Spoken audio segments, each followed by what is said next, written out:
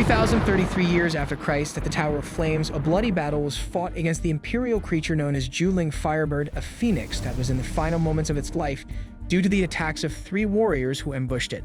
The battle was intense, but the monster was defeated when its enemies united in a single strike.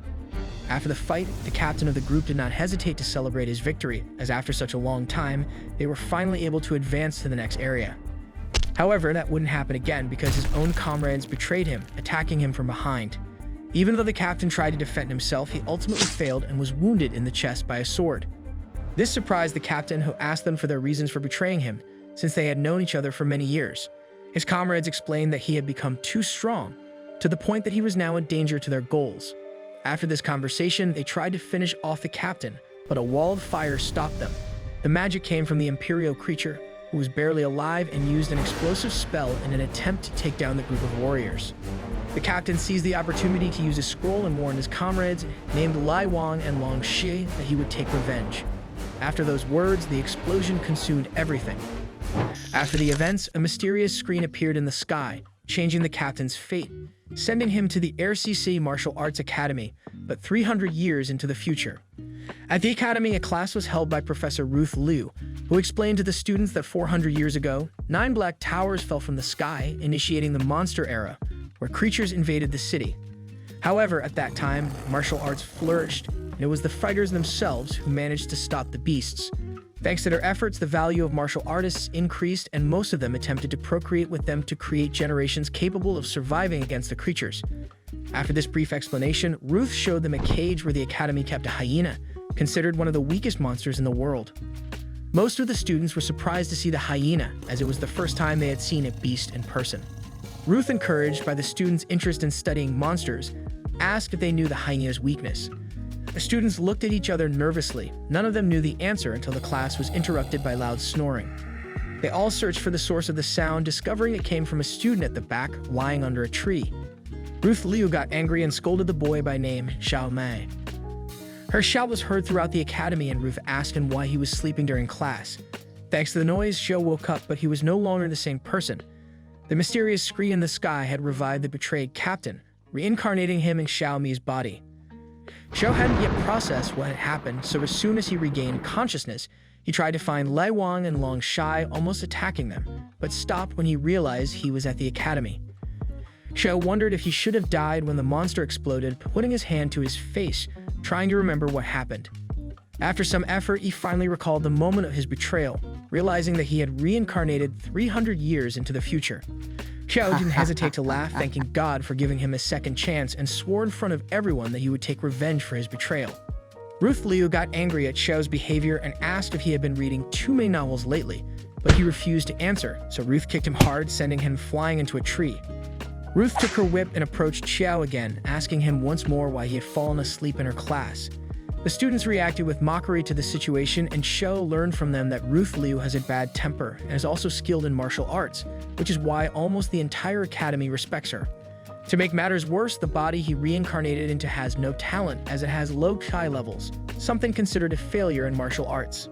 Some students even wondered why Xiao wanted to study beasts. After all, he wasn't capable of fighting them due to his lack of fighting ability, so studying them was pointless.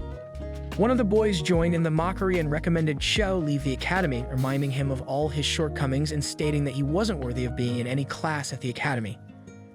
Xiao stood up from the ground, slowly starting to remember the original life of the body he had reincarnated into, discovering that all the mockery was true, which irritated him, as he hadn't expected to fall so low after defeating one of the strongest monsters of his time. The situation culminated with the intervention of Qin Zuo, the student president, who raised her hand, drawing the attention of not only Ruth, but all the students.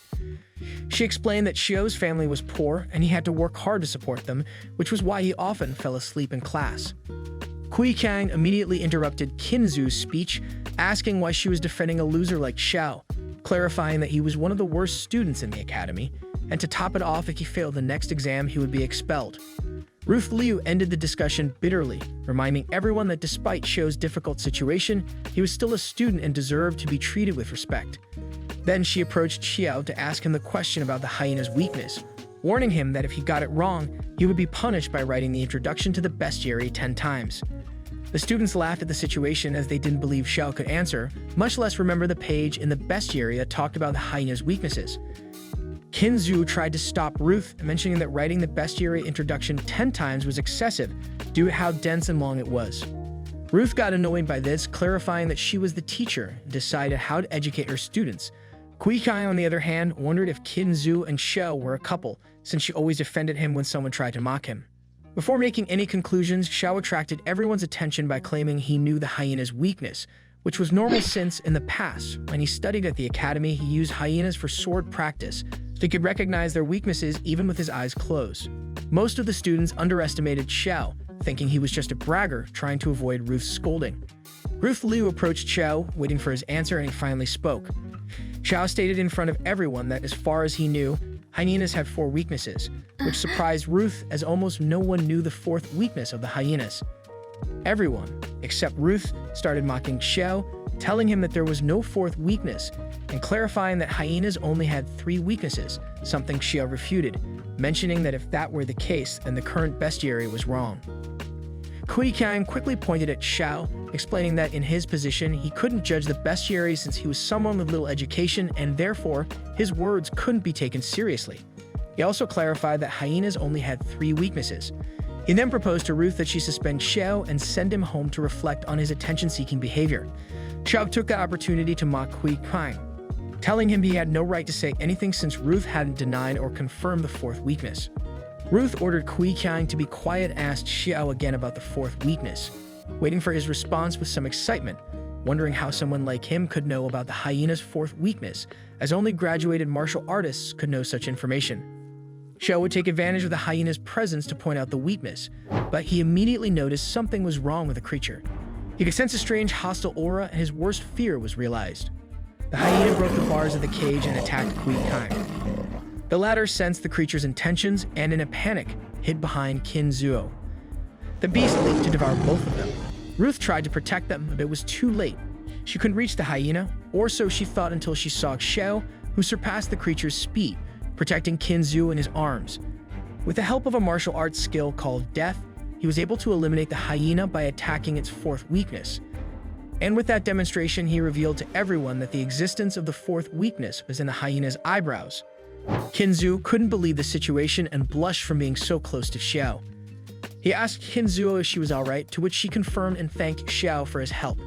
Kinzu touched her chest, feeling her heart race from being so close to him, and couldn't help but shorten the distance a bit more, feeling safe in Xiao's arms. Xiao continued to look at the hyena's body, analyzing the situation. He couldn't deny his surprise at seeing the hyena escape from the cage, as this type of monster shouldn't have had the strength to break bars, so he began to suspect something was off. It was then that he noticed a strange pink energy starting to flow from the hyena's forehead, and this energy approached him, completely surrounding him. Xiao got scared, wondering what it was until his body automatically absorbed that energy. This triggered a system screen in front of Xiao, with a message asking him to collect the hyena's blood. He wondered what it meant to collect the blood, so he touched the screen and checked his stats, discovering that his blood level increased because he had defeated the hyena, which made him happy since this system benefited his fighting style. The students looked at the monster's body, amazed by Xiao's feat.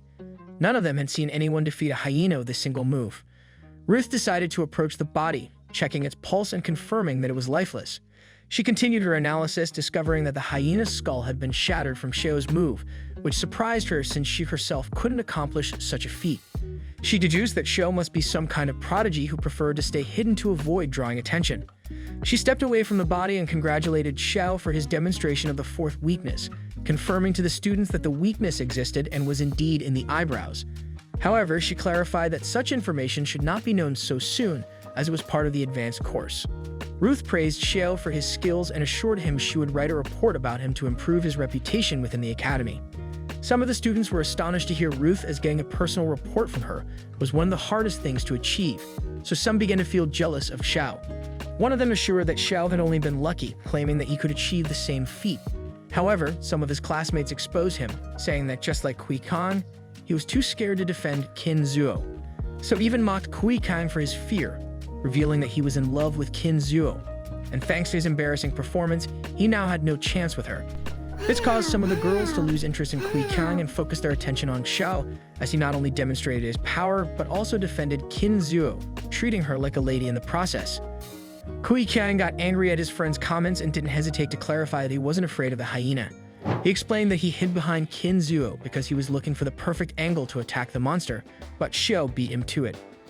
He then mentioned that fear didn't exist for him, emphasizing that he came from a rich and powerful family, so danger was part of their life, but no one believed him. To prove himself, Kui Kyang displayed his stats, revealing that he had 80 points in blood, while Xiao only had 10. Therefore, he claimed he could surpass Xiao's feat with no problem. The boys just laughed at him, as did the girls, since boasting about his power only made him look worse. Kui Kyang got angry with his own classmates' behavior and walked toward the hyena's mouth to prove that he wasn't afraid of monsters. But instead of gaining a good image, all he managed to do was worsen it, as the girls looked at him with disgust, including Ruth, who told him to stop bothering. Despite the disapproval from his peers, Kui Kyang kept playing with the hyena's body, claiming that someone like Xiao couldn't compare to him. These words angered Xiao, who decided to teach him a lesson. He picked up a rock from the ground and threw it at the hyena's head. This triggered the hyena's muscle memory, causing it to bite Kui Kyang's head. Kui Kyang screamed in fear, and without hesitation, he begged for help while wetting his pants. Everyone present looked at the scene in embarrassment, and after a while, Kui Kyang managed to get out of the hyena's mouth, relieved that it was all a false alarm. Ruth ordered him to leave the class immediately to change. The rest of his classmates, on the other hand, began mocking Kui Kyang, as no one in the academy had ever wet their pants from fear, so Kui Kyang was the first to do so. After class, the students left the academy to continue their lives. Some decided to visit new shops, others simply went home, and some tried to go on dates. Kui Kyang took this opportunity to try to clean up his image. He approached Qin Zuo with a bouquet of flowers. She was a little surprised by the gift, and Kui Kyang apologized, explaining that what happened with the hyena was his fault, and asked her out, mentioning a new dessert shop in the Heroes Plaza. Qin Zuo accepted Kui Kyang's apology but rejected the date, saying that flowers and desserts weren't necessary to ask for forgiveness. Before continuing the conversation, her attention was drawn to Xiao, who passed by them. She didn't hesitate to say goodbye to Kui Kyang and went with Xiao to accompany him. Qin Zuo thanked Xiao for saving her from the hyena and asked if he had the day off, as she wanted to invite him to eat at the same dessert shop Kui Kyang had mentioned, as a way to thank him for his heroism. Xiao declined the date, telling Qin Zuo that he had things to do. Despite this, she didn't give up and asked when his day off would be. He replied that it would probably be the day after tomorrow. While they were chatting peacefully, Kui Kyang looked at them from a distance with jealousy, vowing to take revenge for this, as he didn't want to lose Qin Zuo to Xiao, considering her the love of his life.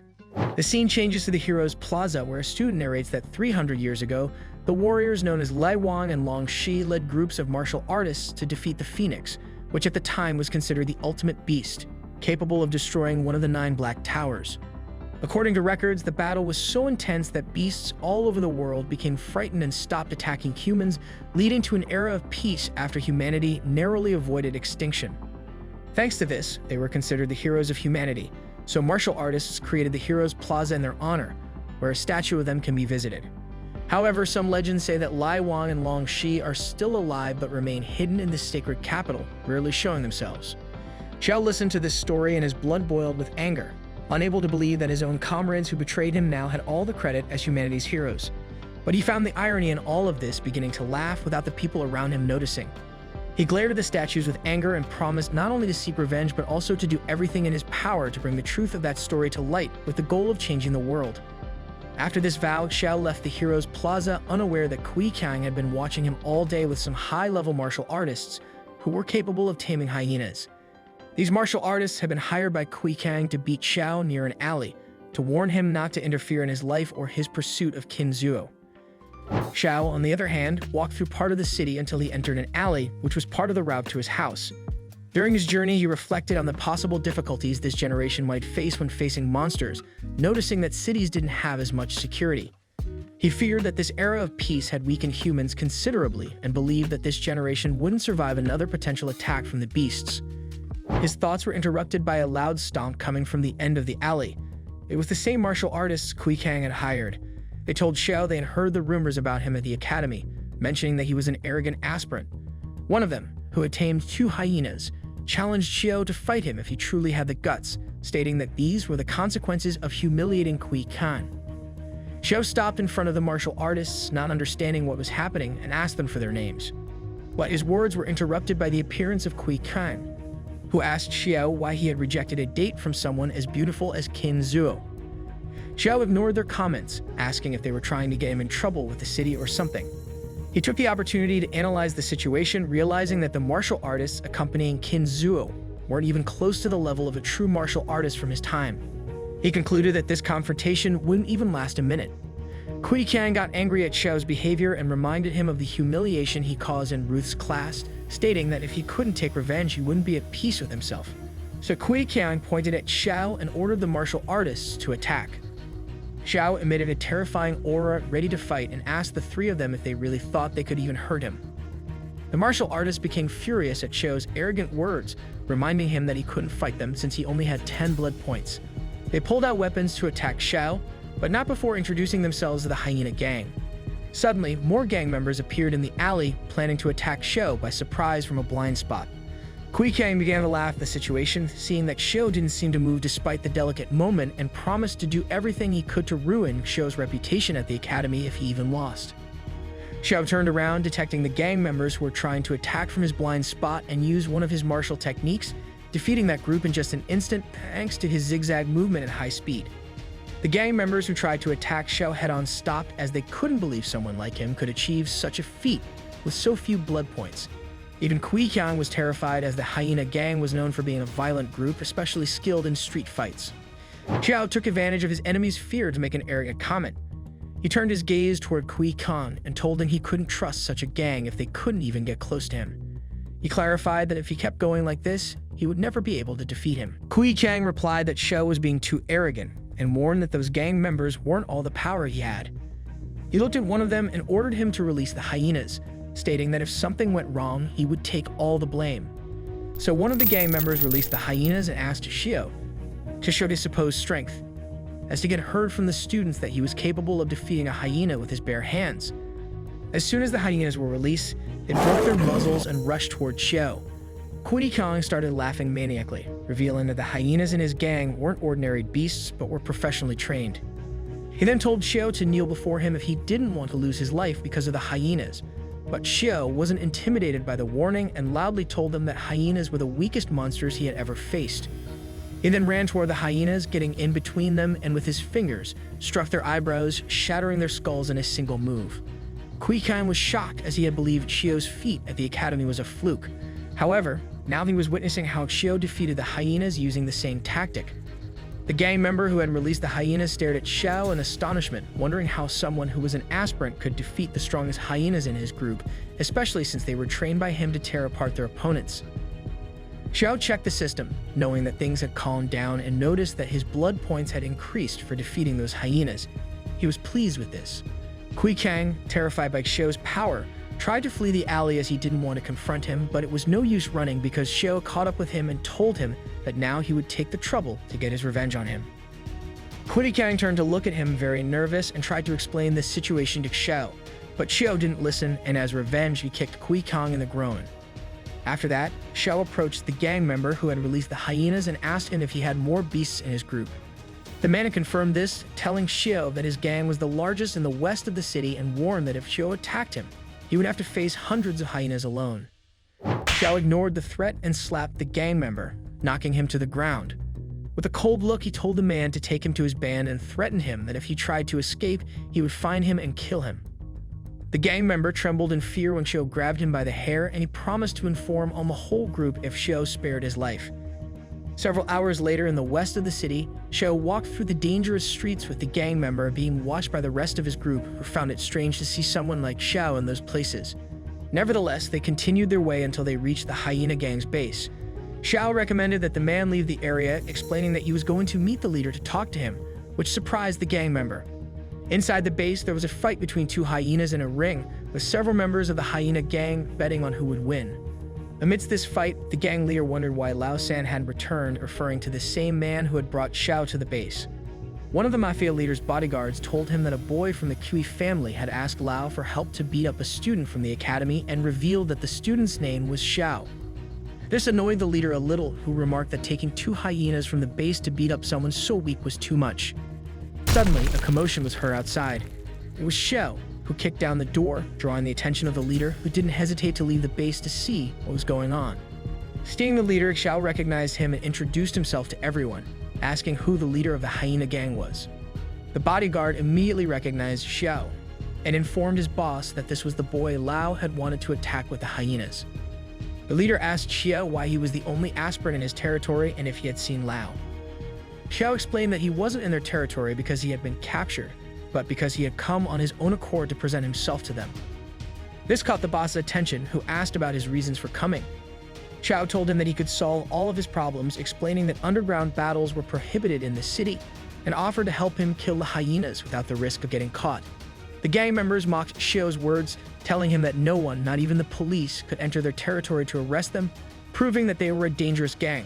Some even underestimated Xiao, saying he wasn't capable of killing a hyena, being just an aspirant. The boss didn't believe him, so he ordered his men to beat up Xiao, clarifying that they needed to break his legs. All the gang members attacked Xiao at once, but he was able to defeat them all without difficulty, even sending some of the thugs flying. The leader was surprised to see his men flying and turned to see what was happening, witnessing Xiao's abilities. Xiao told him that he came with the intention to help, and that if the leader didn't want to cooperate, he would do something about it. Some of the mafia members, who decided not to join the fight but to watch, started to fear Xiao, wondering how someone so weak could defeat so many people in one move.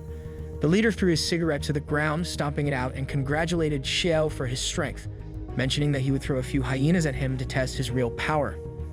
As promised, he ordered his subordinates to open the cages where they kept the beasts, and a bunch of hungry hyenas rushed out to attack Xiao. The rest of the onlookers seized the opportunity to place bets on the fight, with the majority betting on the hyenas as they didn't believe Xiao could survive. But they were shocked when Xiao managed to defeat the two hyenas with one kick, burying one's head into the ground. Thanks to this, the system drained the energy from the hyenas to increase Xiao's blood points, and some gang members started to question if Xiao was really not a martial artist, as it seemed impossible for an aspirant to defeat the hyenas. Some even started to worry about Xiao's safety, as with his strength, the leader would probably not let him leave so easily. The boss's bodyguard asked if he should do something about Xiao's abilities, referring to the way Xiao dealt with the hyenas. The boss experienced a rush of excitement, genuinely thrilled to finally find someone who could dispose of the hyenas for him, and ordered his bodyguard to release all the hyenas from the base. He wanted to test Xiao to the maximum. Several minutes later, Xiao had defeated all the hyenas that approached him using a baseball bat, hitting them on the eyebrow. However, the battle didn't end, continuing for 10 more minutes. Despite the fact that many novice martial artists would be exhausted by this point, Xiao was far from tired, sending all the beasts flying. Xiao allowed himself to be consumed by excitement, continuing the battle for half an hour. By this point, some hyenas even fled from him to avoid being hit, but Xiao caught them all. The gang leader watched in awe at Xiao's feat, questioning if he was even human. As for someone so young, it was very difficult to keep up the pace of a brawl for half an hour. But this wasn't a problem for Xiao now that he had 99 blood points. He couldn't help but feel satisfied with his decision to visit the gang, as all this had made him stronger. The spectators, on the other hand, found the whole situation absurd, suspecting that Xiao might not be just an ordinary student from the academy. With a smile, Xiao looked at the leader and asked if there were more hyenas he could fight, clarifying that his warm-up had just finished. The leader, offended by Xiao's words, thought Xiao was underestimating him and didn't hesitate to order his thugs to attack Xiao. However, none of them had the courage to raise their weapons. After all, they saw that it was impossible to defeat him. It was at this point that we learned the name of the mafia boss, Cade. He watched as all of his subordinates betrayed him instantly, fleeing the base in a stampede of gang members. Xiao took advantage of Cade's lowered guard to approach him, advising him to worry about his own safety.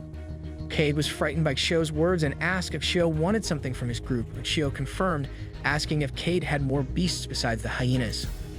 Cade refused to talk about it, explaining that such information was secret. Xiao cracked his fingers in a threatening gesture and gave Cade a beating. Cade, badly injured, confessed, telling Xiao that the hyenas were bought at the Starburst Gladiator Arena, located south of the city. He clarified that within the arena, there were stronger beasts, and his gang had bought the hyenas because these kinds of creatures were plentiful there. Xiao was surprised to hear the name, remembering that in his past life, he used to train there to perfect his martial arts. His obsession with becoming stronger led him to have the longest winning streak in the history of the gladiator arenas. Xiao asked Cade if there was a specific date when the arena opened or if he could meet the owner of the place. Cade replied that the arena usually opened on weekends.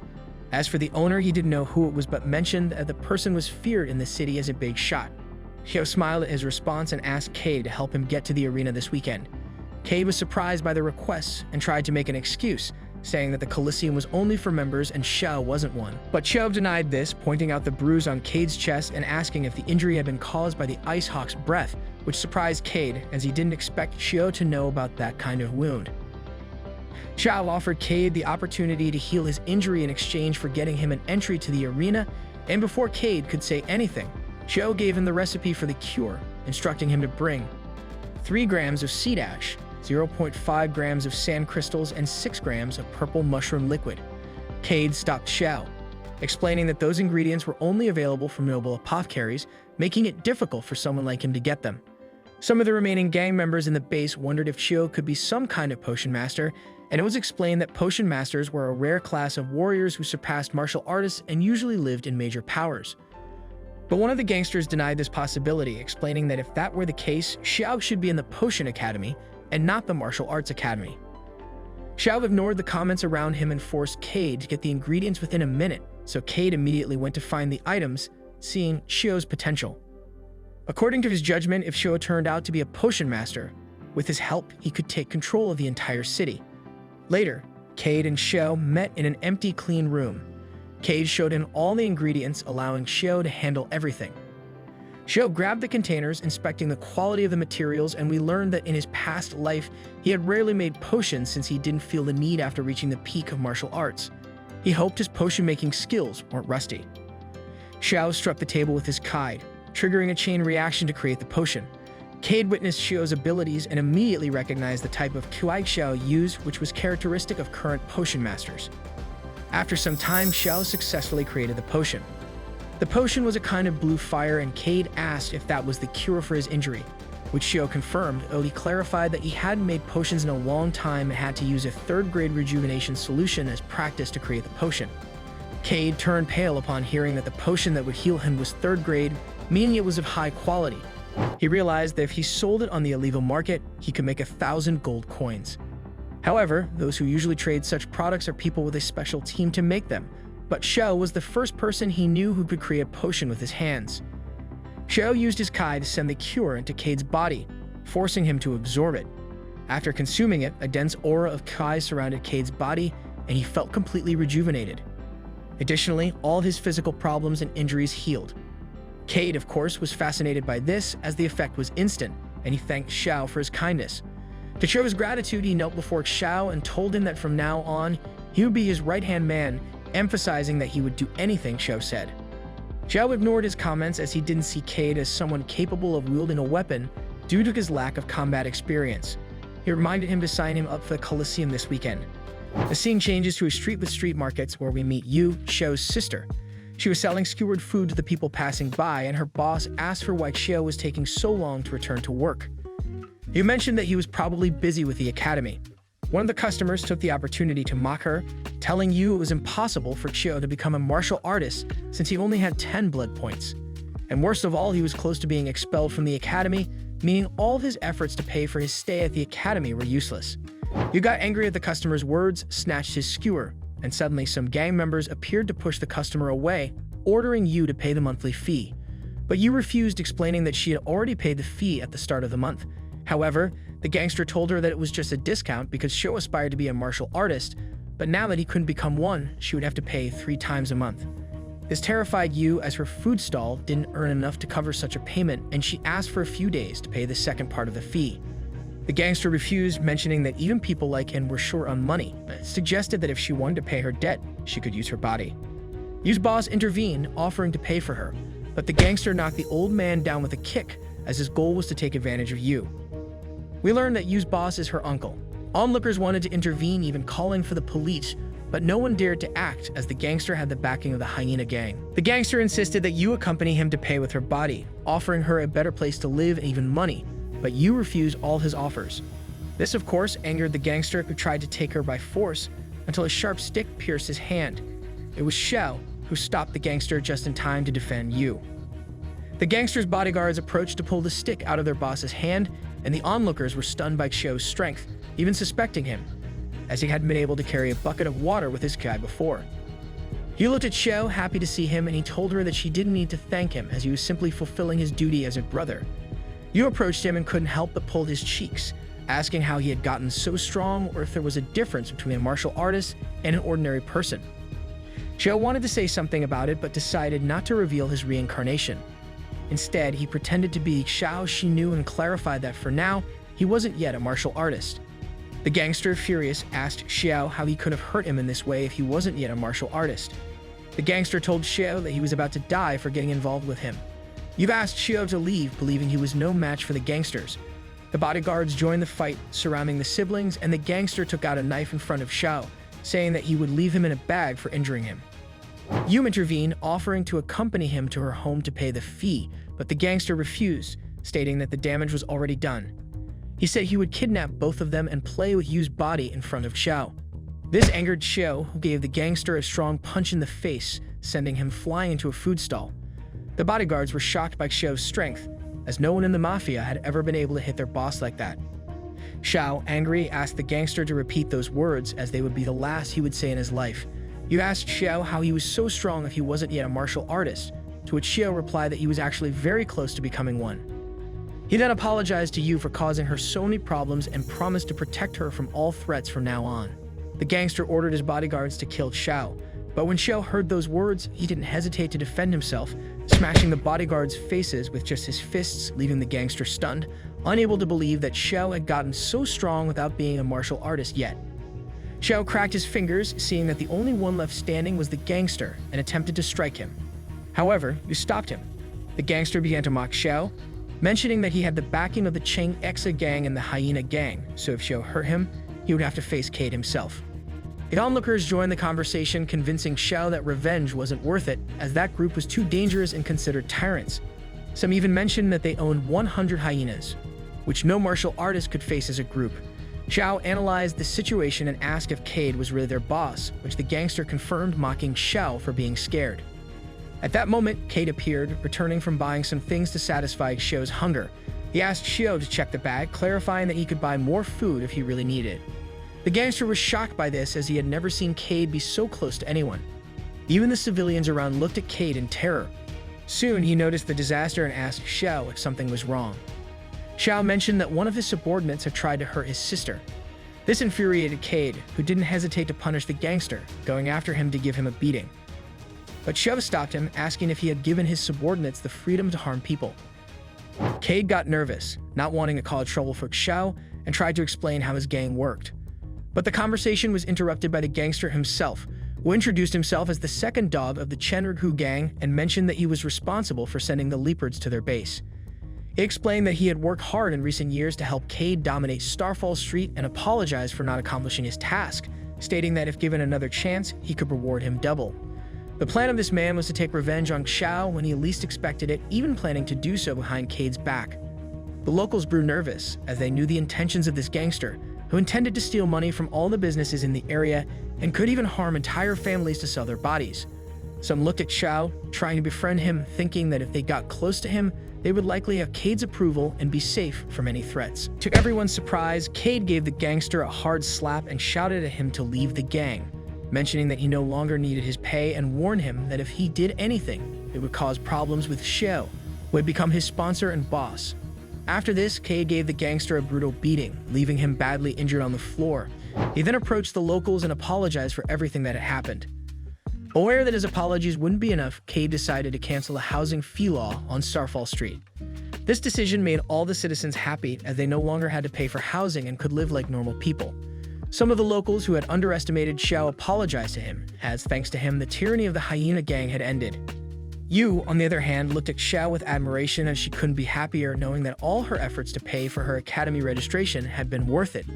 Cade approached Xiao and asked if he was happy with his decision, to which Xiao affirmed, praising Cade for setting aside his tyranny. He then left for his house, reminding him that he needed to take him to the Colosseum on the weekend. Meanwhile, at the Qin family's house, we see Qin Zhu talking to her father, Qin Zheng, who asked if she had done well in her monster class. She affirmed, commenting that the beasts weren't as scary as she thought.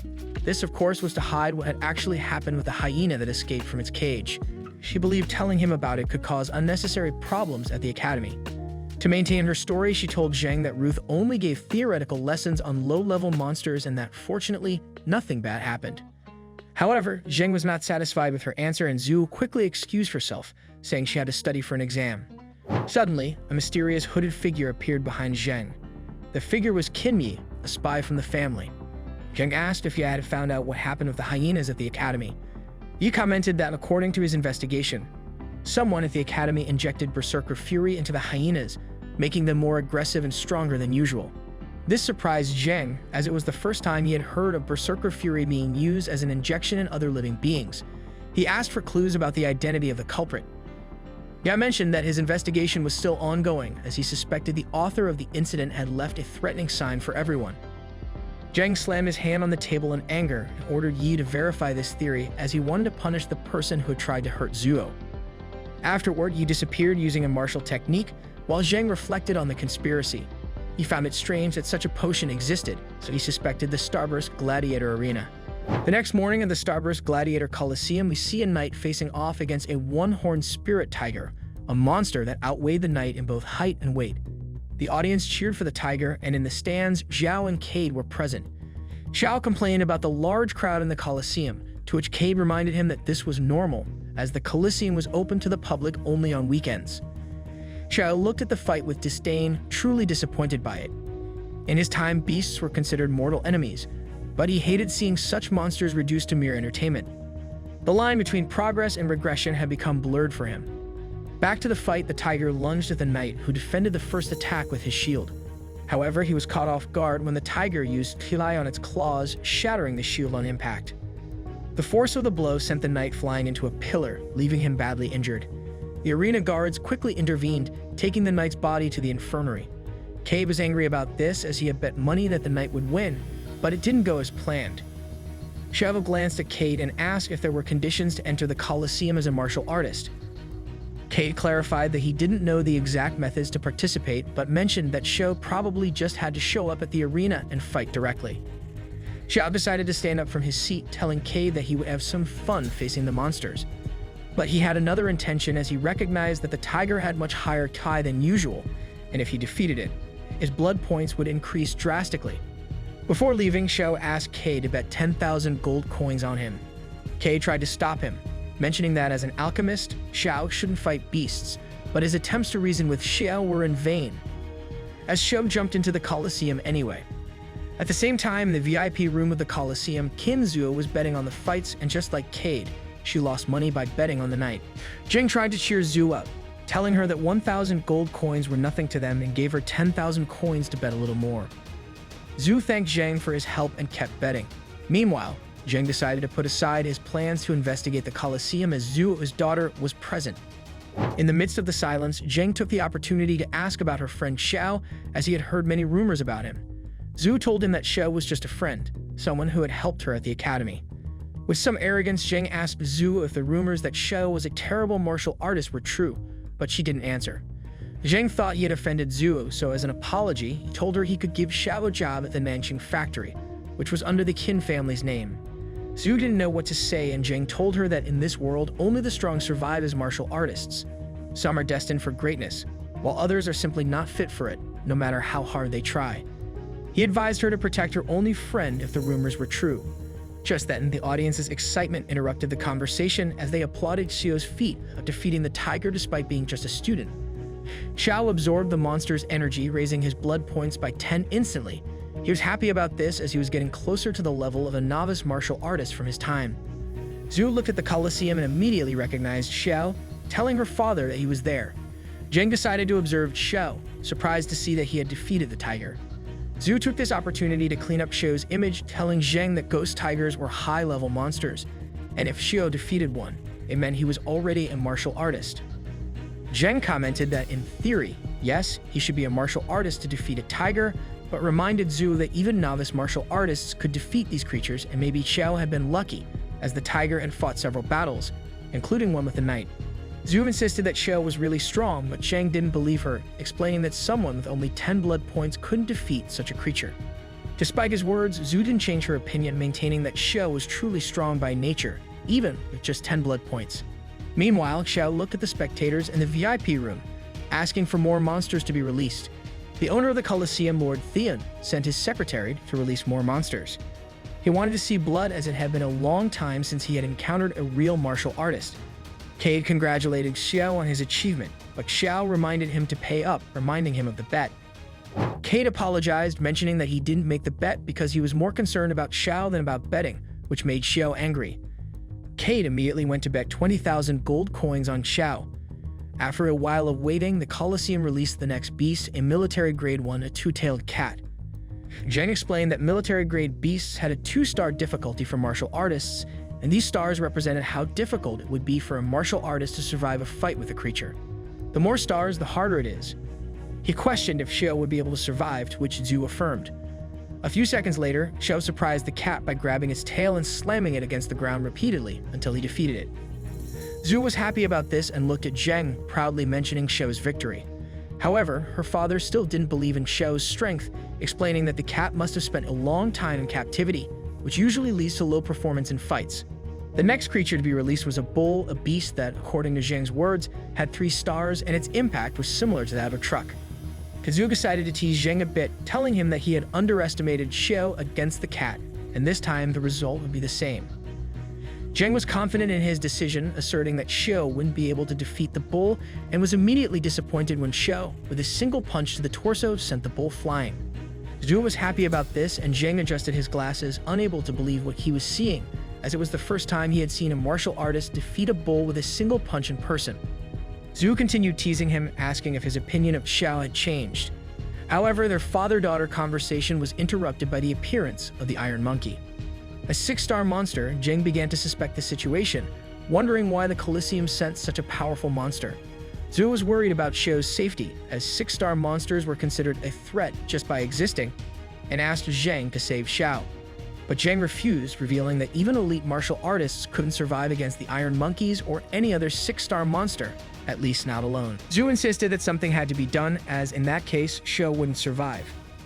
Zheng gathered the courage to intervene, as it was thanks to Xiao that Zhu was still alive. He called for a senior official at the Colosseum to request an immediate talk with Lord Theon, explaining that he wanted to pull Xiao out of the fight because he was a friend of the Qin family. Meanwhile, in Theon's room, one of his secretaries approached to inform him that the Qin family wanted to stop the fight to save Xiao. This enraged Theon, and it was revealed that he was the one responsible for injecting berserker rage into the hyena that attacked Zhu at the academy. As a protest against Zheng, he ordered his secretary to send the 13th floor frog to fight Xiao. Later, the secretary met with Zheng to inform him that Theon had refused to stop Xiao's fight, meaning he would fight uninterrupted against several monsters. Zheng was frustrated by this and apologized to Zhu for not being able to do anything for Xiao. He recommended she trust in her friend's strength. The secretary took the opportunity to approach Zheng and threaten him, saying that if he refused the second master's request again, they would send more monsters to attack Zhu. With these words, Zheng realized that the Colosseum had been behind the incident at the academy, so he started planning how to deal with it.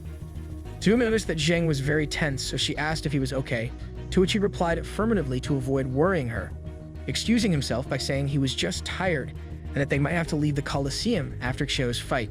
Meanwhile, in the betting room, Cade wanted to bet all his wealth on Xiao, but his gang members stopped him, saying that his bet was too risky, as no one believed Xiao could truly survive the fight. Despite the risks, Cade bet everything on Xiao, and some of the nearby bettors mocked him, saying he had just wasted all his money on a boy who couldn't win. In Xiao's fight, the Iron Monkey struck the ground with a powerful punch, making the entire Colosseum shake. Luckily for Xiao, he was able to dodge the blow with his great mobility, although he was overwhelmed by the monkey's aggressiveness, who began to adapt to Xiao's fighting style. Xiao recognized the danger of the fight, as he didn't have strong Kai skills to defeat the monkey and hadn't developed any from his past life. So he decided to test his old martial arts tricks, and with the help of his Kai, he summoned a sword. The spectators were disappointed by this, as iron monkeys are immune to physical damage, so they gave Xiao up for dead. Some in the stands even recommended that Xiao surrender, shouting that the Colosseum was truly unfair and had never allowed anyone to win. Despite this, Xiao stayed in the arena to fight, which worried Zhuo. She jumped from the VIP room to the arena to help him fight. Back with Xiao, he used Kai on his sword to enhance it, while the monkey made a huge leap to crush him. The audience got excited about this, cheering for the creature. Zhu shouted his name to get his attention, but she couldn't enter the fight due to Zheng. who managed to stop her just in time to protect her. Jing covered Zhu's eyes so she wouldn't be traumatized by the scene. Xiao, when he had gathered enough pride, performed a martial technique known as the Thunder Strike, delivering a powerful upward slash against the monkey. This attack managed to pierce the monkey's armor, knocking it to the ground with the force of the impact. The audience was stunned by Xiao's feat, as that cut was strong enough to knock out the iron monkey with a single blow. Jing couldn't help but question Xiao's true strength, as he had defeated the iron monkey with a single blow.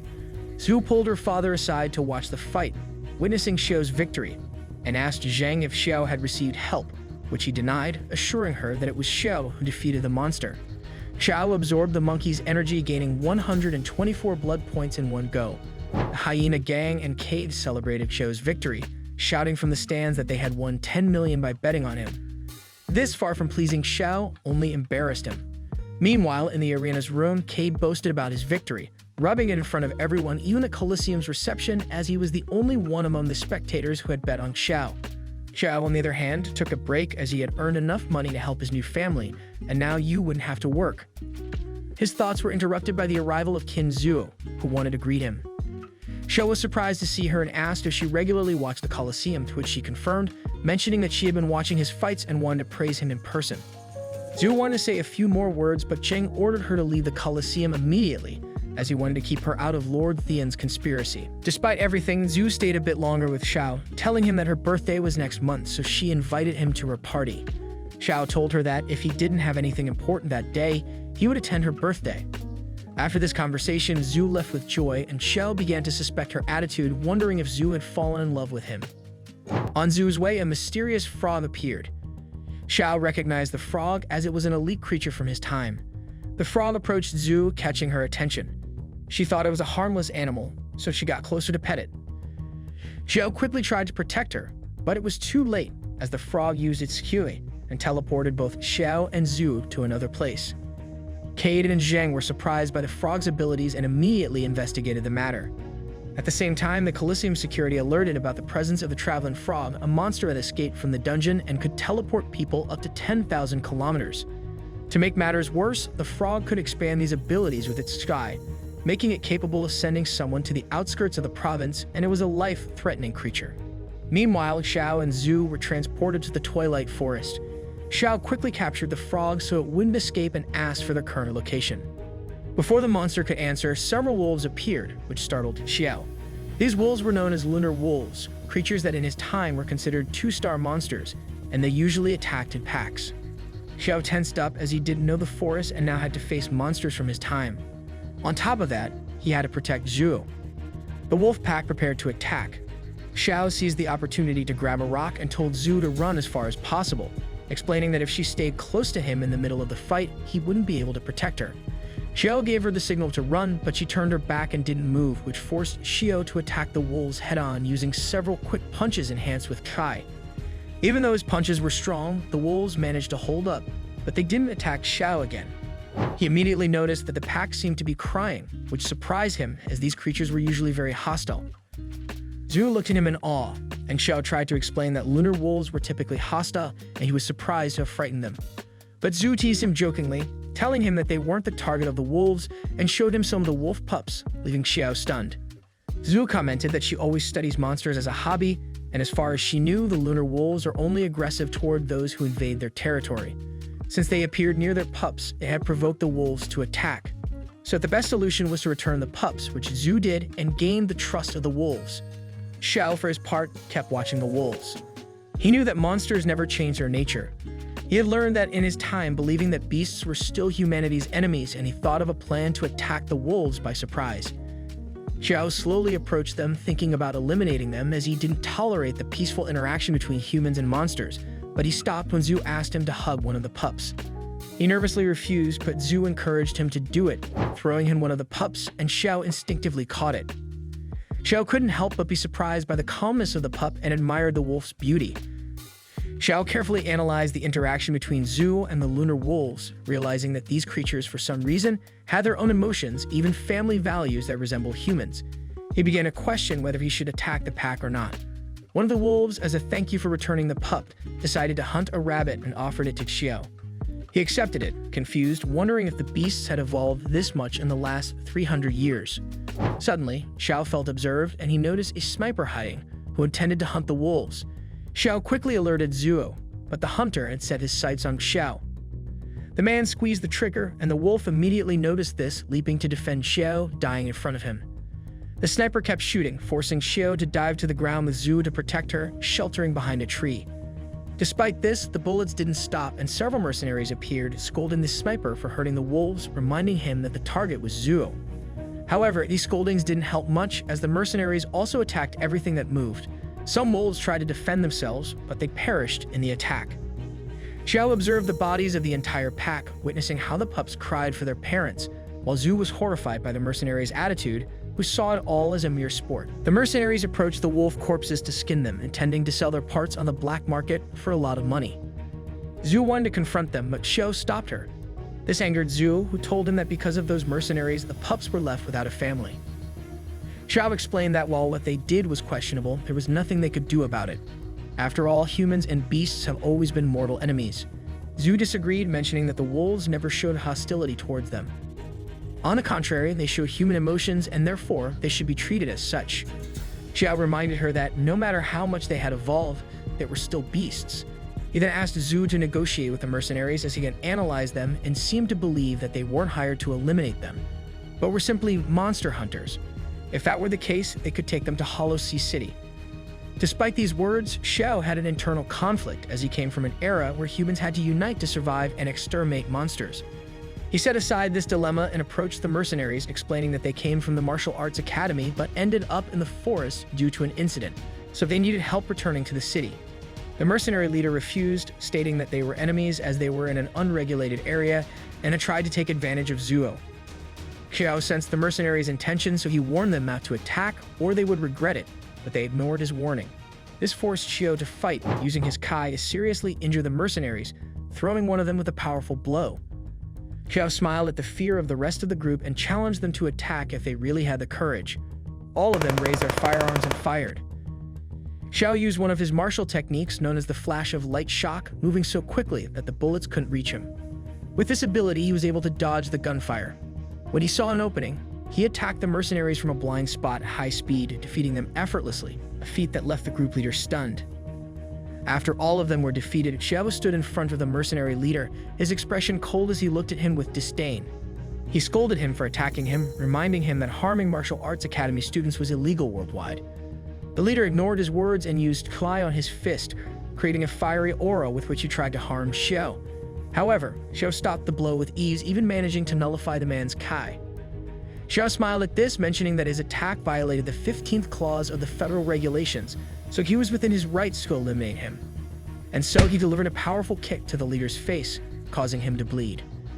The mercenary tried to stop him by confessing that his commander was an important person, but Xiao didn't stop, continuing to beat him all over his body with punches, kicks, and holds that only caused internal injuries to the mercenary. The man fell to his knees in front of Xiao, telling him that his actions would anger Commander Kui, but Xiao ignored the warning, stomping on the leader's skull and boasting that he would wait for the entire Kui family if necessary. Zhu approached the pups to care for them, and Xiao asked if she was alright as the mercenaries had opened fire. She assured him that no bullets hit her. She then pleaded with Xiao to adopt the pups as they wouldn't survive in the wild. Xiao agreed to take care of them, mentioning that in that case, he would loot the mercenaries' belongings as they probably had supplies for several days.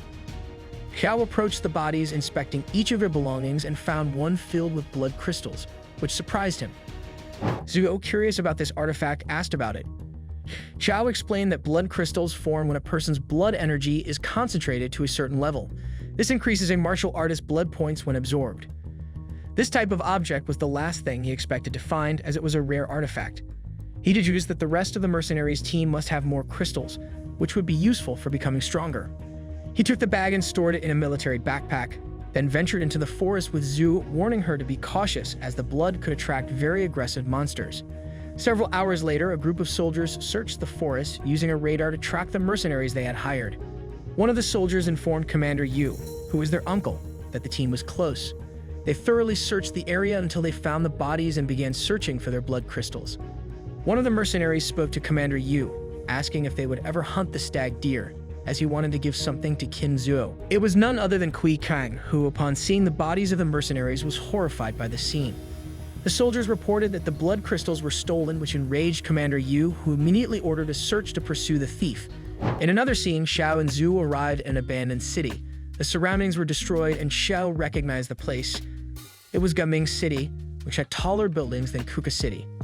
It was explained that Gaming City was once the largest commercial center in the world, a prosperous place that many people visited, at least until the monster era began. Zhu deduced that Gaming must be very close to the heart of the forest and proposed the idea of searching the outskirts of the city. However, Xiao warned her that it could be dangerous, as they didn't know the layout of the forest, and asked her to find an old map to create a plan. This would also help Xiao have a plan to escape the mercenaries, as he knew they would look for him one way or another. Zhu devised a short-term plan, which was to find a camp to shelter and take care of the pups, but her words were interrupted by the sudden appearance of crows. Xiao knew this was a sign that a monster was near, and Zhu looked at him in fear, hoping that he would come up with something. Xiao proposed the idea of investigating the monster's whereabouts, explaining that they would probably have to spend the night in the city. Their best option for survival was to get rid of any nearby threats, which would also help them explore the place better and escape in case of ambushes. After searching for a while, Xiao found the monster. It was a land lizard, a 2-star monster from Xiao's time. This lizard was in the middle of a duel with a martial artist named Rona, who wielded a Kai spear. Zhu and Xiao watched the battle, and Zhu begged Xiao to help Rona, as she probably wouldn't survive. However, Xiao refused, as he knew he couldn't defeat that creature, especially considering there was another martial artist whose hostility was unknown. He jokingly ordered Zhu to rescue Rona. Zhu was stunned by Xiao's words and refused to help her. Xiao explained that in the world of martial artists, trusting others can be seen as a sign of weakness, which leads to conflicts, so they needed to first ensure that Rona wasn't hostile toward other martial artists. He clarified to Zhu that Rona probably didn't need their help, as he recognized that K technique. Zhu didn't understand what he meant until she saw Rona's power. Rona moved to the land lizard in the blink of an eye. The beast tried to strike her with its tail, but Rona dodged the attack with an aerial maneuver, using the creature's tail to her advantage. In midair, she transformed her spear into a bow, firing 3 Kai arrows that wounded the lizard's head, stunning it. Rona then finished it off with a dagger, stabbing it in the brain. Rona was glad to have found such a large creature, as its meat would last several days, allowing her to survive longer. Zhu praised Rona's skills, but Xiao didn't, as he knew that level of Kai was only possible if a martial artist had fought death all their life. Just then, one of the arrows hit very close to Xiao, but he wasn't intimidated, as he knew Rona had detected him. She threatened him to come out of his hiding place. Xiao carefully analyzed Rona's abilities. He couldn't deny that she had very sharp senses for someone so young. He recommended Zhu hide, as he would handle negotiations with Rona. Before Xiao could step out, Zhu stopped him, saying she would handle things, as it was more likely for them to understand each other as women. So she left the pups with Xiao and came out of hiding, gathering the courage to negotiate, as Xiao had done everything to protect her. She wanted to thank him by contributing, thinking it would be easier since Rona had a peaceful appearance and a kind smile, qualities that might offer some security. Zhu tried to calm Rona, explaining that she and Xiao came from a nearby city by the Sea of Heaven. This enraged Rona, who immediately aimed her bow at Zhuo. Zhuo panicked, asking why Rona was so hostile toward another human. Xiao sensed the danger, so he abandoned his hiding spot and told Zhu to take cover, revealing that Rona came from an abandoned clan. Zhu wanted to know what he meant, so Xiao explained that 300 years ago, at the start of the monster era, humans were continuously withdrawn to preserve their remaining strength, and they formed a federation. This federation established 100 forts worldwide and moved the remaining humans into them. However, for various reasons, some humans didn't make it to the forts in time and became prey to the monsters. This caused a deep division in society, as those who were left outside the forts considered themselves abandoned and formed a clan to survive without relying on the Federation. This led to the creation of the abandoned clan. However, when the monsters stopped being a threat, the Federation never tried to save the abandoned clan, even though they had the capacity to do so. Although Xiao clarified that the Federation had its reasons, as their forts and cities couldn't support so many people, it left the abandoned clan to live a wild life that they adapted to. Rona decided to shoot a warning arrow at Zhuo, telling both her and Xiao to leave, as the land lizard's meat was hers. Xiao analyzed the situation and deduced that there must be more members of the abandoned clan nearby, so their best option was to try to establish a good relationship with them to escape the forest. He tried to calm Rona, stating that they weren't interested in the lizard and warned her to find a cure as soon as possible, revealing that the blood of the land lizards was toxic upon contact, so she was poisoned after touching the blood. However, Rona didn't believe him, stating that according to her mother, people from the cities were liars. She attacked Xiao with her 2 arrows. Xiao dodged the arrows without moving too much from his spot, telling Rona that her key arrows couldn't hurt him. However, Rona was undeterred by his achievement, using a Kai technique called vine entanglement. From the arrows embedded in the ground, several key roots emerged, trapping Xiao's legs, which frightened Zuo, who asked him to be careful. Rona jumped and tried to end Xiao's life with a dagger. In the midst of this attack, she introduced herself as part of the Vid tribe. Xiao wasn't surprised by Rona's abilities and used his own Kai technique called Fall, which altered gravity to push Rona down against the ground, allowing her to be affected by the poison to prove that his warning was true. Zhu asked about Rona's condition and Xiao analyzed her body, revealing that the poisoning didn't do much to her, so she could still be cured. He measured her temperature to know what to do. Although he didn't want to, he decided to save Rona as he saw great potential in her, given that, being a child, she was able to use Wood Kai. Zhu asked if he needed any medicinal herbs, to which Xiao refused, explaining that anything generated can stop itself. This meant that inside the land lizard, there was an organ that allowed it to detoxify itself when in contact with its own blood or another of its kinds. Zhu praised Xiao's knowledge, as this kind of information wasn't found in any bestiary she had read before. Xiao took Rona's dagger and used it to extract the organ from the lizard, preparing the antidote until it turned into a gland. He then asked Zhu to help him find a purple windflower and some foxtails to counter the strong effects of the antidote.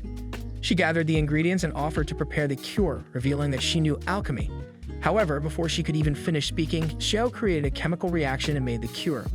This astonished Zhu, and she immediately interrogated him to find out where he learned alchemy, as she wanted to learn it from him. She knew the molecular reaction formulas but couldn't form them stably, while Xiao could create them effortlessly. Xiao tried to make an excuse, lying that he had some alchemy books at home from which he learned. However, Zhu didn't believe him, as she knew that kind of knowledge couldn't be obtained just from theory. Xiao slowly approached Rona's body and helped her consume the antidote. After a few seconds, Rona finally woke up, and the first thing she saw were Xiao and Zhu's faces, who asked if she felt okay. This scared Rona, who fainted again, but this time out of fear. Xiao immediately knew she was faking it, so he whispered in her ear that he would take the land lizard if she didn't do something about it, which made Rona wake up immediately to stop him by biting his arm. Xiao tried to get Rona off, telling her that he was the one who saved her from the poisoning. Upon hearing this, Rona apologized to Xiao and asked if he was a potion master. Xiao denied it, explaining that he never mastered alchemy but did reach the level of being considered a pharmacist. Zhu seized the moment to approach Rona and ask for her help to escape the forest. Rona offered to help them, but first, they would need to visit her tribe. However, she got another intention. She wanted to use Xiao's abilities to cure her mother's illness. Xiao asked why they had to visit the tribe, and Rona tried to explain her situation but was interrupted by the sound of gunfire. It was the mercenaries who had finally found Xiao and Zuo.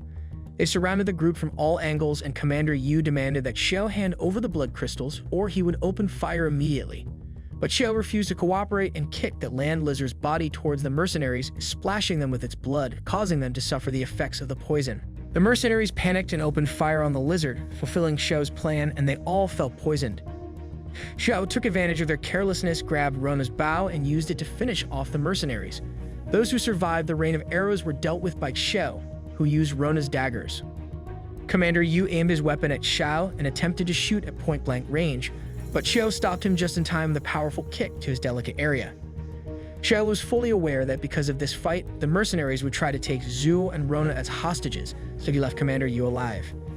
Xiao grabbed the commander and threatened him, placing a dagger near his neck. He demanded that the mercenaries release both Rona and Zhu, but none of them were willing to give in. Rona told Xiao that he could defeat the mercenaries with no problem, claiming they wouldn't be able to harm them once that happened. Commander Yu felt confident about the situation and advised Xiao to surrender, as his friends were in real danger. Xiao recognized there was a trap in the negotiation, so he broke the commander's leg and ordered him to release his companions. But Commander Yu refused, shouting at his mercenaries and the lives of the girls. However, Xiao stopped him, exclaiming that if they touched any of the girls, he would kill the commander. Commander Yu mocked him, saying that Xiao didn't have the courage to bet the lives of both girls, which angered Xiao. He told Yu that his situation was the worst, as no matter if the girls survived or not, no one could rival him. Therefore, it was pointless for them to try to harm the girls if they couldn't eliminate him, and he challenged the commander to give another order. He asserted that regardless of the situation, Yu would be the first to lose his life. However, Captain Yu disagreed, explaining that there was no way to ensure that Xiao would truly leave him alive if his mercenaries lowered their weapons. Xiao didn't hesitate to apply pressure to Yu, explaining that it wasn't worth negotiating with him, and therefore Yu had to fulfill his requests no matter what. After much negotiation, the commander finally ordered the mercenaries to lower their weapons, and they reluctantly complied. Suddenly, a tremor shook the city, and another monster appeared. It was the fire lizard dragon, a 9-star beast for the current generation. This creature's mere presence was enough to send the mercenaries flying due to its powerful heat aura. This included Rona and Zhu, who were affected by the dragon's appearance. Xiao took this moment to save Zhu amidst the chaos, even if it meant being injured by the dragon. Fortunately for Xiao, he landed without injury, but the dragon didn't forgive Xiao's recklessness and tried to end him by throwing a giant stone. He knew he couldn't stop the attack from behind, but Rona could. She used Kai to protect Xiao, though she was gravely injured. Xiao quickly caught her in the air, checking the damage on her body, and Rona assured him she was fine. She mentioned that she saved him because he did the same when curing her poison, so she was simply settling her debt. Meanwhile, the mercenaries called for reinforcements, and the soldiers opened fire on the dragon, but their bullets couldn't pierce its scales. Xiao explained to them that firearms were useless against the dragon. After all, it was a 9-star creature, so they would need special penetrating bullets. He ordered them not to attack anymore, as it would only worsen the monster's behavior.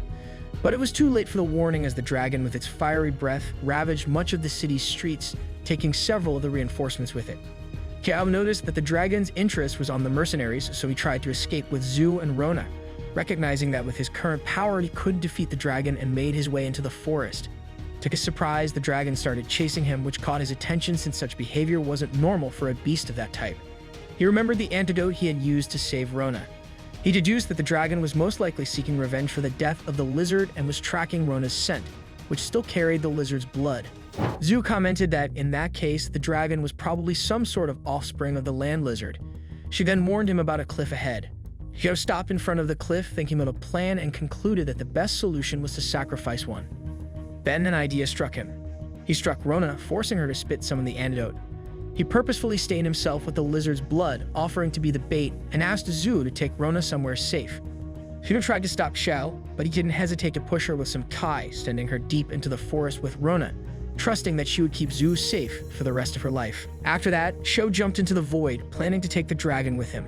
Rona woke up and saw Xiao's sacrifice, surprised by his bravery. Meanwhile, during the fall, Xiao thought of an emergency plan, as from such height, even with key protection, he wouldn't survive. Although he thought of a plan, nothing came to mind until he remembered one of his abilities, the blood kill technique. In his past life, it was one of his most powerful Kai techniques, and he feared his current body might not be able to handle it. Nevertheless, he decided to give it his all and try to perform it, but failed the first attempt as he hadn't fully adapted to his new body. He didn't give up and tried again, failing once more, and accepted his fate. To his surprise, a strange golden key surrounded his body, saving him from death. He immediately checked the system, discovering he had a new passive called Auto Rescue. It meant that, if he was in mortal danger, half of his blood points would be sacrificed to save him. This amazed Xiao, as he didn't have this ability in his past life, and it wasn't worth using, as it consumed half of all his points.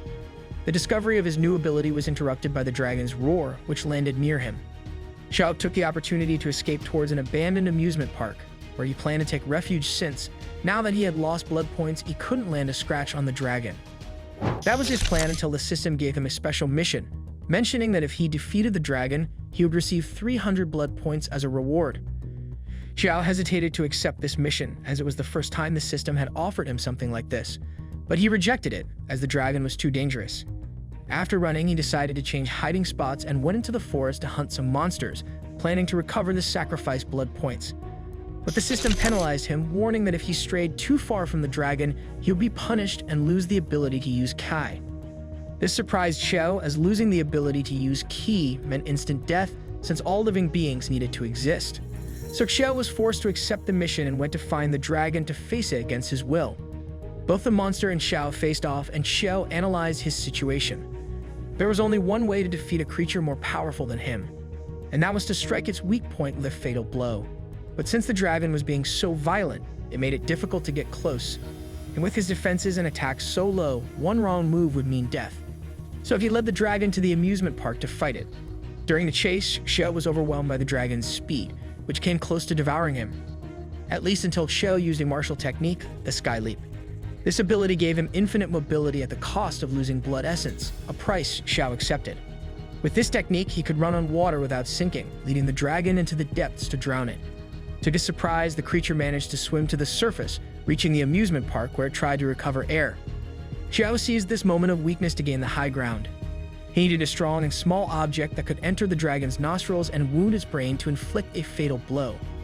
He saw the opportunity and the only chance, so he took an iron bar. At the same time, the dragon prepared to unleash its fiery breath. Just when the creature least expected it, Xiao attacked, managing to pierce its nostrils mid-attack. However, he couldn't reach the brain as he lacked the physical strength to do so. The dragon tried to shake him off with aggressive movements, and Xiao clung to its body, using his blood essence to sacrifice his blood points and increase his physical strength. The dragon realized Xiao's intention and rammed its face into the ground, crushing Xiao's body brutally. Fortunately for Xiao, the dragon reduced its strength, so it didn't manage to kill him. That impact helped Xiao land the fatal blow, finishing off the dragon, and was rewarded with 300 blood points.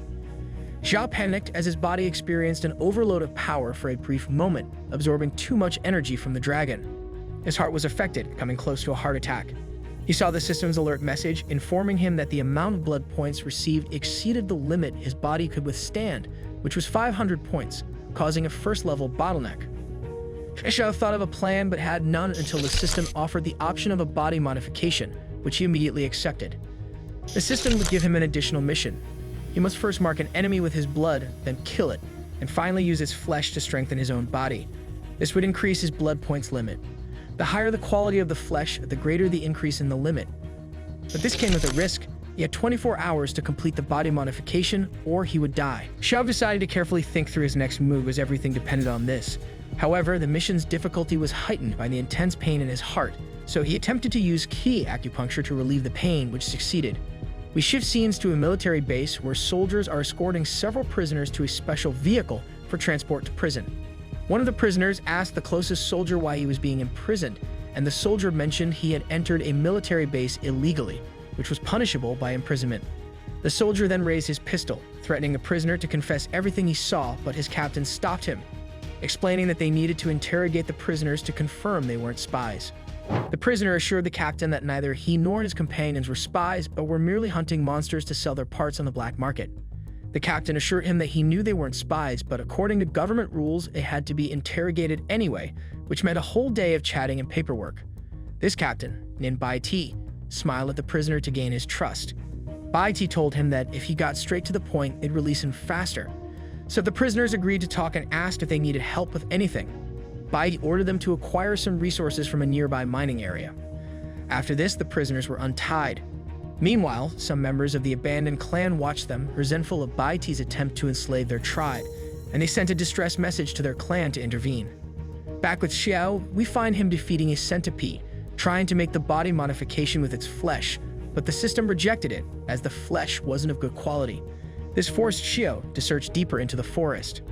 Suddenly, the system sent him a message offering the chance to track a creature with high-quality flesh that would help him achieve the body modification. However, he would have to sacrifice 10 blood points, which Xiao accepted. A chicken appeared above his head, indicating the direction of a high-quality enemy. At first, Xiao doubted this, but he decided to trust the chicken. Meanwhile, the prisoners had to descend several meters to access the mine, and Bai Ti threw them 2 bags, instructing them to fill them with minerals. To mock them, he remarked that their task wasn't that difficult. This angered the prisoners, who challenged him to mine themselves, but Bai Ti ignored them. The group entered the darkness of the cave, noticing the strong smell of blood, which alarmed them. They took out daggers to defend themselves. Outside, the soldiers praised Bai Ti for convincing the prisoners to mine, and he recommended that they all learn from him. Meanwhile, inside the mine, the prisoners noticed a strange tranquility despite the smell of blood, so they became suspicious. In the blink of an eye, a creature attacked them. Small, too fast, but able to sever one of the prisoners' legs. The injured man screamed in agony, and his companions tried to stop the bleeding. The monster took advantage of the group's distraction to attack from behind, tearing off each of their limbs. Despite the dire situation, they decided to continue mining, intending to escape with the resources as agreed with Bai Ti. One of them refused to continue, explaining that the mine was just a sham, a place to feed a specific monster. Right now, they were nothing more than food and entertainment. In another scene, Xiao had been searching for 12 hours for the monster indicated by the chicken, but had no luck until he saw a military base in the distance, the same place where the prisoners were. The system informed him that the beast was located 500 meters underground, so he would need to find a mine to carry out his mission. Xiao analyzed where exactly it might be and deduced that the military base must have a mine. Meanwhile, the prisoners were managing to survive the monster and the darkness, though not for much longer, as they had lost too much blood and were nearing collapse. One of the prisoners ordered an immediate retreat when one of his comrades finally collapsed, and they went looking for the exit. However, all they found was the monster's mouth full of teeth, and the beast's roar echoed throughout the mine. Some tried to escape, but it was of no use. The terrifying creature from the cave had multiple arms like tentacles, and its claws were as sharp as blades, so they were only met with certain death. Bai Ti and his soldiers could hear the commotion from the bottom of the mine, and they mocked the situation, taking it lightly and even making bets on who could last the longest against the monster, one which even they were incapable of defeating. One soldier wasn't too happy with the situation and asked Bai Ti why they were feeding the monster from the cave with members of the abandoned clan. Bai Ti would explain about the Alchemist Guild, a group that traffics in monster parts and resources from the area, illegally selling overpriced medicines. This, of course, was done behind the backs of the potion masters, and in this business, they usually paid with blood crystals, an artifact too valuable for any martial artist. One of the soldiers curiously asked if the monster in the mine could generate blood crystals, to which Bai Ti affirmed, revealing that these crystals could be refined to make them more effective. All this was done under the permission of Lord Raven, the head of the Alchemist Guild, and the one responsible for refining the blood crystals. One of the soldiers, curious, asked how these crystals were made, and Bai Ti revealed that they were obtained by defeating elite monsters. However, the fastest way to acquire them was through human flesh. Before Bai Ti could continue his story, an arrow pierced the throat of one soldier, sending him falling into the abyss of the mine. Bai Ti was alarmed and sounded the alert for an ambush. Several arrows fell from the sky, striking down soldiers who began firing blindly with all their heavy weaponry. This ambush was led by a member of the abandoned clan, who wanted to rescue the prisoners as one of them was from their tribe. With just a key bow, he was able to defeat a few soldiers. Xiao observed all of this from afar, noticing that the archer had good skill, but lacked the strength to defeat the entire military base alone. The soldiers decided to use their machine guns to open fire on the archer, who took cover behind an armored truck. When the soldiers lowered their guard, the abandoned clan appeared by surprise, attacking from behind and ruthlessly finishing off all the soldiers. Among the tribe members was Rona, whom Xiao recognized from a distance, but noticed that Zhu wasn't with her. Fearing the worst, the tribe, with the help of Elemental Kai, managed to bring down the enemy, causing an explosion that set the entire headquarters on fire. But the worst for them came when Bai Ti donned a combat suit, intending to wipe out the tribe. Each of his shots caused a massive explosion, killing some of the tribe members. Others were severely injured or burned. Rona supported the fight by using her wood kai, summoning several vines from the ground to trap the suit's legs. The archers took advantage of this, trying to shoot through the visor of the helmet, but their arrows weren't strong enough to break it. Bai Ti countered with a powerful stomp that shook the entire base, causing some of the archers to lose their balance, a moment Bai Ti used to fire and wipe out a large portion of the tribe. Rana was horrified by the situation, unable to believe such technology existed, and more so, witnessing how destructive it could be in the wrong hands. She gathered her courage and took her spear to fight, but Xiao stopped her, stating he would handle Bai Ti. Rona recognized his voice and was surprised to see him, as she had thought he was dead. Xiao didn't waste the distraction of Bai Ti, so he grabbed Rona's spear and used it to fight. Bai Ti realized someone was approaching at high speed, so he tried to shoot, but each of his shots missed, which scared Bai Ti because that level of mobility could only come from a martial artist. One of the tribe leaders was amazed by Xiao's abilities, having many questions, but he accepted Xiao's help and supported him from a distance with wind arrows. One of those arrows managed to crack the visor of Bai Ti's helmet, distracting him. Xiao used this to his advantage, climbing onto the suit and infusing the spear with his kai, successfully breaking the visor. As if that wasn't enough, the spear pierced Bai Ti's heart, ending his life. After the feat, Xiao abandoned the suit, which exploded behind him, making an iconic entrance for the tribe's view. Everyone celebrated his victory and thanked Xiao for his help. Rona approached Xiao and praised his skills, mentioning that he is truly incredible. After that, she asked how he was still alive, as the dragon had followed him into the void. Before he could respond, Rona decided to introduce him to the entire tribe, especially to the leader, who was her father. He thanked Xiao for saving his daughter, and also for helping in the battle against Bai Ti. He mentioned that his family owed him a debt, and asked if there was anything he needed help with. Xiao declined the offer, explaining that he had done it as a favor and because he felt the need to, so there was no need for repayment. It was then that the tribe found the entrance to the mine and Xiao joined the expedition. Rona's father told Xiao that the soldiers had kidnapped several of their people and were keeping them in the mine, where they were using them to feed a monster. Some of the tribe members approached the edge of the entrance to try and see inside, but all they saw was darkness and silence. Xiao offered to go down, but Rona's father stopped him, explaining that he shouldn't risk his life any further for them. Xiao asked if he had experience fighting beasts in the dark, to which he confirmed, though he clarified that fighting in a cave was different, as the space is much smaller and the darkness denser. Xiao explained that in this case, it was better not to descend in large groups, as a narrow mine would likely make them easy prey for the monster. He insisted that the strongest should go down, and that he was capable of going in and out alive. Rona's father was not confident in Xiao's abilities, so he offered him a sword to fight with. And so he gave him a sword and a torch. With these, Xiao descended into the mine and began investigating the interior. This environment brought back memories of his previous life, as it had been a long time since he had explored dangerous places to hunt monsters, especially armed with a sword. This brought him some happiness, as it reminded him of the time when he was part of the Sacred Sword Temple. A flashback from that time showed Xiao, Lei Wang, and Long Shi making a sacred vow in front of the sacred throne, swearing to remain comrades until the end.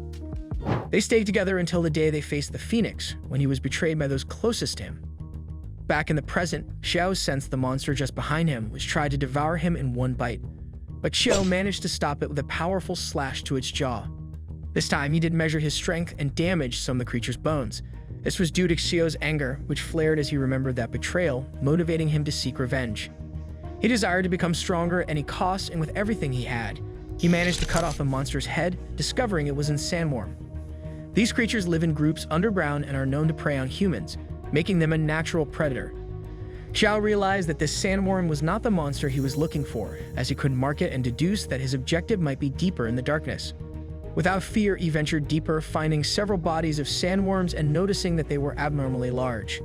As he investigated the dark corridors, he found the survivor, although he had no legs as they had been cleanly severed. Xiao pulled him out from among the bodies of the worms to try and save him and return him to his tribe. The man refused to be saved, telling Xiao that at the end of the cave there was a steel door where the monster rested. He asked him to inform his companions. After saying these words, the man died in Xiao's arms, who honored his death for a moment before picking up his sword and preparing to face the creature, eager to fight. He wasn't doing this only to complete the body change, but also to avenge the man. After walking for a while, he finally found the door and knocked on it. To his surprise, a soldier opened a small grate, and seeing that Xiao wasn't military, he decided to close it all off. But it was useless, as Xiao used Qi to enhance his strength, gradually breaking down the door. After several attempts, he finally knocked down the door, and the system alerted him that his objective was near, so he investigated the area, discovering it was a laboratory where they experimented with monsters in special capsules to create military weapons. Xiao couldn't see any beasts around, but he did hear a voice, a terrifying voice that scolded him for interrupting his experiments. That voice chilled Xiao's blood, and he couldn't move out of fear, as he hadn't detected the enemy at all, and by the time he did, the enemy was already behind him. The creature used a knife to stab Xiao in the back, and he staggered back from the wound, seeing his opponent. It was a plague doctor holding a cursed weapon, and the worst part was that this doctor was superior to Xiao in every aspect. Xiao noticed a dagger embedded in his body, and upon touching it, it pierced through him. It was a Kai ability. The system alerted Xiao that the person in front of him was Lord Raven, a martial artist who masters the alchemy of gas and possesses 1,000 blood points. Xiao was surprised by this, as it was the first time the system had asked him to attack another human, something highly unusual, since the system should be recommending monsters. Raven questioned Xiao, asking how he had entered his laboratory, and Xiao mocked him, trying to stay calm and think more clearly. Raven noticed the blood on Xiao's sword and became furious, blaming him for killing some of his experiments. He mentioned that Xiao's appearance had just ruined his blood crystal trafficking. Xiao was surprised by Raven's strange behavior and movements, calling him crazy. But Xiao noticed something odd about him, as despite being human, he could feel the aura of a beast in him. Raven raised his hand, emanating a terrifying dark Kai, and created several illusions of himself that confused Xiao, causing him to lose his sight. Xiao tried to track Raven by sound, but it was useless, as Raven could fly, and demonstrated this by placing himself right behind Xiao, without him realizing, attempting to stab him with another dagger. Xiao sensed the danger and counterattacked, but his strike only hit an illusion, leaving him astonished once again. Raven's ability not only took away the senses or created illusions, but also eliminated the aura of the opponent's attacks. Xiao tried to track Raven again, but he plunged another dagger into Xiao. Xiao decided to mark Raven to carry out his mission, risking everything, and the system warned him that by marking his target, his field of vision would be reduced. It reminded him that if he didn't complete his mission in 24 hours, he would die. Amidst the distraction, Raven attempted to attack again from behind, but it was just another illusion, as the real Raven plunged his third dagger into Xiao, this time directly into his heart. Xiao swung his sword to perform a Kai attack, but all he could see was a Kijaw that was about to devour him. Xiao had an idea and used a Kai ability to reflect Raven's own attack, causing him to hurt himself. This enraged Raven, who attacked Xiao aggressively, which worked in Xiao's favor as he took advantage of this to strike him in his blind spots. His attacks failed because Raven was able to substitute his body with one of his illusions, narrowly escaping serious damage, and Xiao mocked him. It was then that Raven saw Xiao's potential because of his power and offered him the opportunity to work together, claiming he could give him great fortune with the blood crystal trafficking, but Xiao refused. This, of course, disappointed Raven, who continued to attack Xiao using Kai to enhance his physical abilities, with the first strike being so fast that Xiao barely dodged it. Xiao quickly responded to the attacks and both clashed their weapons aggressively, which allowed Xiao to analyze the weakness in Raven's fighting style, which he figured out in seconds. And when he saw his chance, he attacked with everything he had, injuring Raven's body with several cuts. Raven tried to dodge all of Xiao's attacks, but he couldn't, and his mask was shattered by Xiao's sword, who mocked him upon noticing his fear. Raven attempted to deceive Xiao with his illusions, even using a lightning Kai to try to slow him down, but each of his attempts failed, as Xiao was able to block them. Then one of his attacks managed to blind Xiao, and he immediately drove two of his daggers into Xiao's throat, telling him that he would die in 7 seconds. Arrogantly, Xiao told him that 7 seconds was enough time for him to defeat him, which enraged Raven. He then created a blood armor to make himself immune to Xiao's attacks. Xiao was surprised by the type of armor Raven had, as it was designed very differently from the ones in his time. But that didn't intimidate him, and he attacked Raven fiercely, realizing that his attacks were going through the armor but unable to touch him due to the properties of the armor itself. Raven took advantage of Xiao's distraction to injure his arm, and Xiao counterattacked with a blood martial skill. But his attempt to execute the technique failed because the daggers in his body were absorbing his energy and blood. It was then that Xiao remembered his personal training, where he mastered the power of the sun. So he used that same fighting style, managing to break through Raven's armor with a sword technique, defeating him. Raven asked Xiao how he could obtain such a powerful sword technique while being so weak, and the system asked Xiao to devour Raven if he wanted to complete his mission. But before doing so, Xiao asked Raven why he experimented on humans, as he had seen some bodies. Raven mentioned that he only did it to give them value in life, which was to turn them into blood crystals. This disappointed Xiao, who prepared to give him a quick death, which he accomplished, obtaining Raven's abilities and some exclusive ones. He noticed Raven's dagger lying on the ground, so he stole it, took some documents from the lab, and carried the bodies outside. Now that they had recovered the bodies of their companions, the abandoned clan would hold a funeral in their honor and burn the military base as a protest. Afterward, the tribe accompanied Xiao to their base, intending to make friends with him, but they also wanted to interrogate him to find out what happened in the mine. And that's how the first part of this manhwa ends. If you made it this far, comment the word alien down below. Don't forget to subscribe so you don't miss the next part.